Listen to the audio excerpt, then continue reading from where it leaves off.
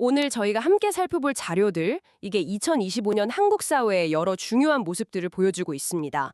뭐 정치적인 상황 변화, 또 경제 전망, 그리고 사회 구조 변화까지. 네, 맞습니다. 국정감사 보고서부터 시작해서 IMF 경제 전망, 또 기업 CEO들 설문조사, 그리고 이제 초고령 사회 연구 자료까지 정말 다양한 자료들이에요. 네, 이 복잡한 내용들 속에서 저희가 핵심만 딱딱 짚어드리겠습니다. 네. 현재 한국이 직면한 여러 도전 과제들, 그리고 또 기회 요인들을 청취자 여러분께서 쉽게 파악하실 수 있도록 한번 같이 이야기 나눠보겠습니다. 자, 그럼 먼저 정치 상황부터 한번 볼까요? 이 국정감사 이후를 분석한 보고서를 보니까 역시 윤석열 정부랑 민주당 간의 갈등 이게 좀 심화될 거다 이런 전망이 많네요. 네, 그렇죠. 특히 그 한덕수 총리 탄핵 무효화 결정, 그 이후에 민주당의 공세가 더 강해질 수 있다, 뭐 이런 분석이 나오고 있습니다. 윤석열 대통령 입장에서는 그 군사령부 긴급발동 관련 법적 문제 같은 여러 정치적 딜레마에 놓여 있는 것 같고요. 네, 아무래도 좀 부정적인 여론을 넘어서야 하는 과제가 있겠죠. 국민의힘은 좀 방어적으로 나가면서 내부 안정 그리고 지지 기반 유지에 좀 힘쓸 걸로 보이고요. 결국에는 이 중도층 유권자들의 마음이 어디로 갈지가 중요 변수가 되겠네요. 맞습니다. 그게 중요하죠. 그리고 최근에 또 굉장히 시끄러웠던 이슈죠. 김건희 여사가 특검 출석하면서 남긴 말 아무것도 아닌 사람.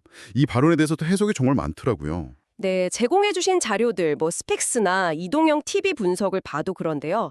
그 발언 자체의 의도, 뭐 이게 정말 겸손함이냐, 아니면 책임을 회피하려는 거냐, 혹은 뭐 지지층 결집용이냐, 심지어는 그날 입었던 옷 색깔, 뭐 태도 이런 것까지 다 정치적으로 해석이 되고 있고요. 그렇죠. 이게 뭐랄까 특검 수사 방향하고 맞물려서 앞으로도 계속 정치권에 영향을 미칠 것 같습니다.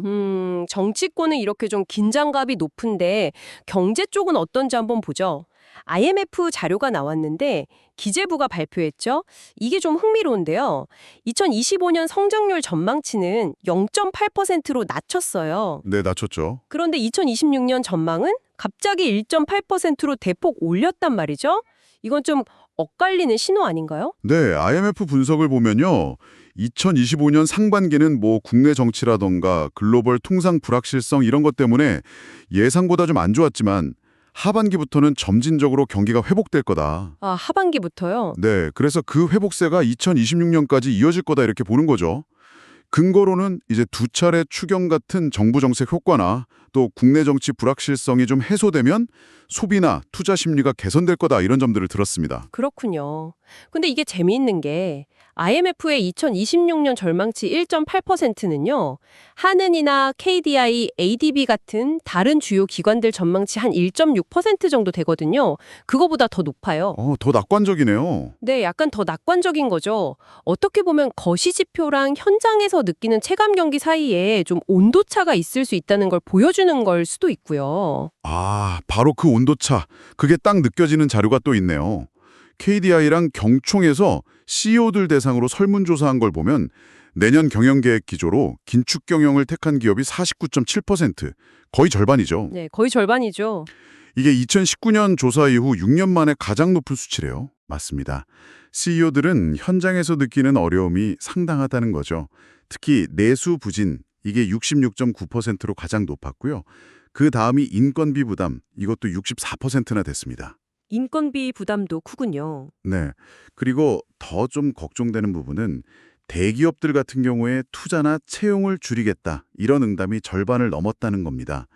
투자는 58.5%, 채용은 53.7%가 축소하겠다고 했어요. 투자를 줄이면 미래 성장 동력 확보가 어려워질 텐데요. 그렇죠. 그런데 더 문제는 지금 주력 사업의 수익 가능 기간을 5년 미만으로 보는 기업이 52.7%나 되는데 이걸 대체할 만한 사업 준비는 제대로 하고 있냐 보면 겨우 19.8%만 진행 중이라는 거예요. 와, 5년 안에 지금 하는 걸로는 어렵다고 보는데 준비는 거의 안 되어 있다. 네, 상당히 미흡한 상황인 거죠. 여기에 또 미국 트럼프 정부가 들어설 경우에 보호무역주의 강화 가능성, 이것도 기업 10곳 중 8곳이 부정적인 영향을 걱정하고 있고요. 아, 대외 변수까지. CEO들 걱정이 많겠네요. 그래서 CEO들이 예상하는 내년 성장률은 어느 정도였나요? 평균적으로 1.9% 정도로 봤습니다. IMF보다는 조금 더 보수적으로 보고 있는 거죠. 그렇군요. 이런 경제 문제와 더불어서 사회 구조 변화, 특히 이 고령화 문제가 정말 심상치 않은 것 같아요. 맞습니다. 정말 심각하죠.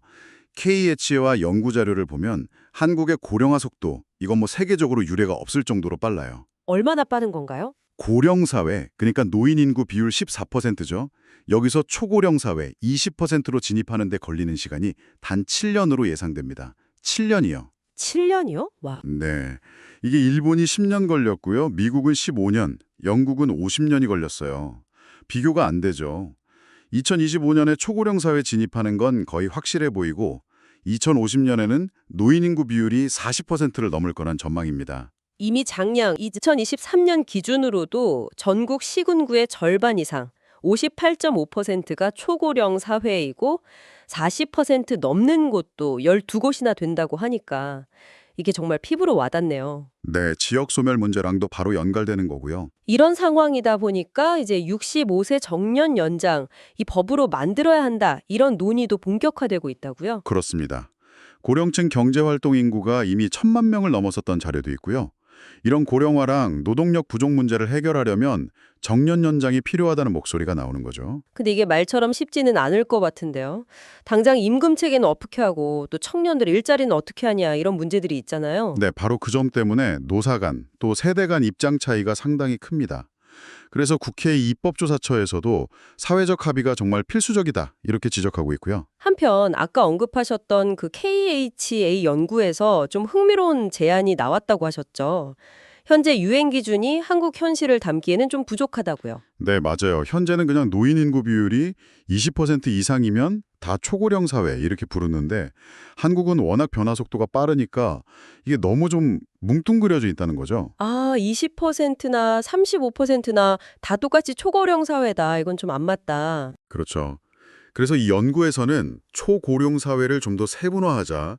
예를 들어서 노인 인구 비율에 따라서 1단계는 20% 이상에서 35% 미만, 2단계는 35% 이상에서 50% 미만, 3단계는 50% 이상 이렇게 나눠서 단계별로 맞는 정책을 설계해야 한다. 이런 제안을 했습니다. 오, 그럴듯하네요. 단순히 늙어가는 게 아니라 얼마나 빠르게 또 지역별로는 어떻게 다른지를 좀 더 자세히 봐야 한다는 거군요. 네, 정확합니다. 문제의 본질을 더 깊게 보자는 거죠. 오늘 이렇게 자료들을 쭉 살펴보니 2025년 한국은 참 여러 가지 과제를 동시에 안고 있는 것 같습니다. 정치적으로는 팽팽한 긴장 상태고, 경제는 거시지표랑 현장 체감이 좀 다르고, 사회적으로는 이 초고령화라는 거대한 파도가 정말 빠르게 밀려오고 있고요. 네, 정말 복합적인 도전이죠. 특히 기업들이 현장에서 느끼는 어려움이나 이 심각한 고령화 문제는 단기적인 대응만으로는 한계가 있고 정말 장기적인 관점에서 구조개혁이 필요하다는 걸 보여줍니다. 앞서 말씀하신 초고령화 단계 구분처럼 좀 더 정교하고 새로운 접근법이 필요한 시점인 것 같네요. 맞습니다. 변화의 속도와 깊이를 제대로 진단하고 거기에 맞는 해법을 찾아야겠죠. 자, 오늘 저희가 살펴본 이런 변화의 흐름 속에서 청취자 여러분께서는 개인으로서 또 우리 사회의 일원으로서 앞으로 무엇을 준비해야 할지, 그리고 우리 사회 전체는 지속가능한 미래를 위해 어떤 방향으로 가야 할지 한 번쯤 깊이 생각해 보시는 건 어떨까 하는 질문을 던져봅니다.